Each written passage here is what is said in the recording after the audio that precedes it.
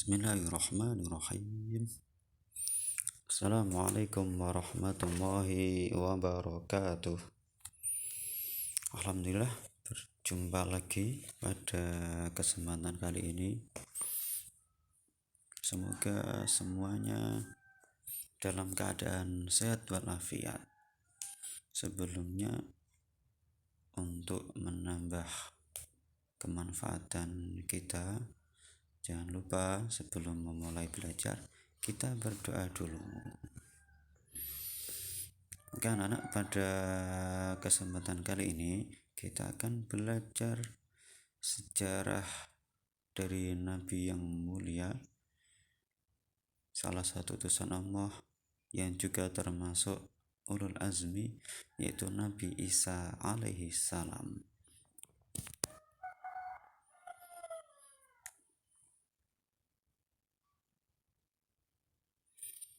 Nabi Isa adalah seorang nabi yang lahir pada tahun 623 sebelum hijrah. Beliau lahir dari seorang ibu yang bernama Maryam. Hebatnya, Maryam ini adalah seorang wanita yang mempunyai anak tanpa seorang suami. Jadi Nabi Isa beliau lahir dari seorang ibu tapi tanpa seorang ayah. Ini semua adalah bukti kekuasaannya Allah Subhanahu wa ta'ala. Tentunya ini bukan perkara mudah bagi seorang Maryam. Maryam adalah wanita sholihah, wanita suci dari keluarga Imran bin Matsan. Dalam sebuah cerita, suatu hari malaikat Jibril yang diutus oleh Allah ini mendatangi Maryam dan memberi kabar kepadanya bahwa Maryam akan melahirkan seorang laki-laki yang suci. Ini sesuai dalam firman-Nya Allah Subhanahu wa taala dalam surat Maryam ayat 19. Allah berfirman waktu itu, Jibril berkata, "Aku pesuruh Tuhanmu dan akan memberi kabar gembira bahwa engkau akan melahirkan seorang anak laki-laki yang suci." Mendengar perkataan ini, Maryam bingung, hampir tidak percaya. Beliau yang seorang wanita yang masih gadis, bahkan tidak pernah disentuh oleh seorang laki-laki, tetapi bisa hamil dan bisa melahirkan seorang laki-laki. Kemudian Jibril menjawab, "Demikian akan halnya Tuhan engkau telah berfirman, perkara itu amat mudah bagiku, supaya ku jadikan suatu tanda kekuasaan kepada manusia dengan rahmatku adalah kejadian itu suatu perkara yang diluluskan." Ini sesuai dalam firman Allah surat Maryam ayat 21.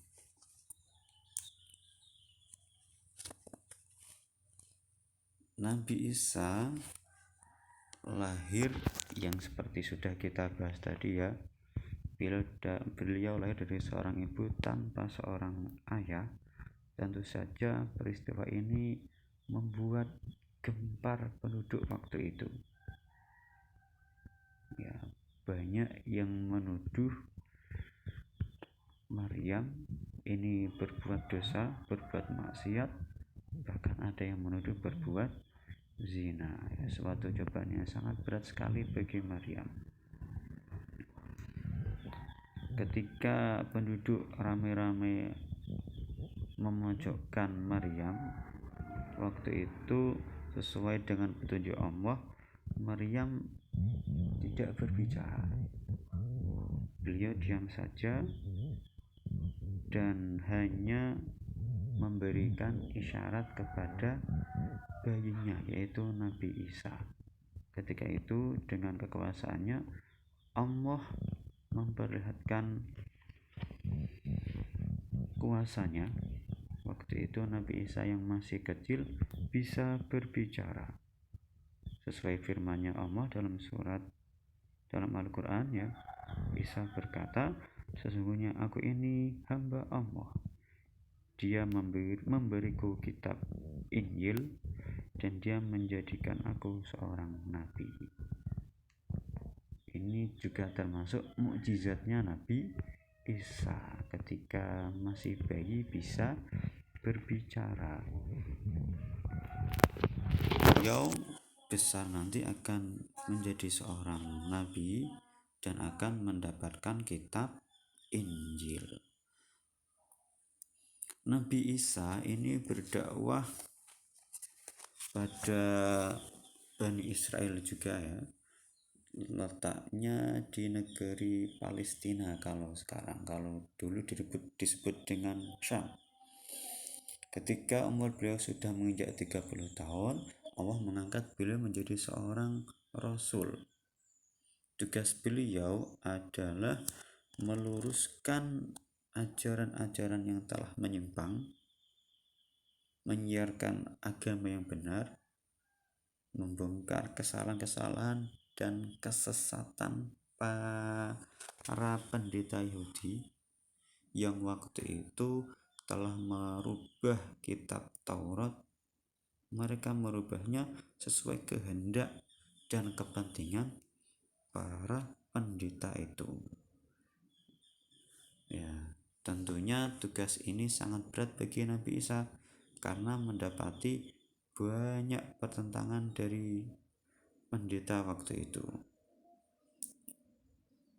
Hingga akhirnya beliau ketika berdakwah ini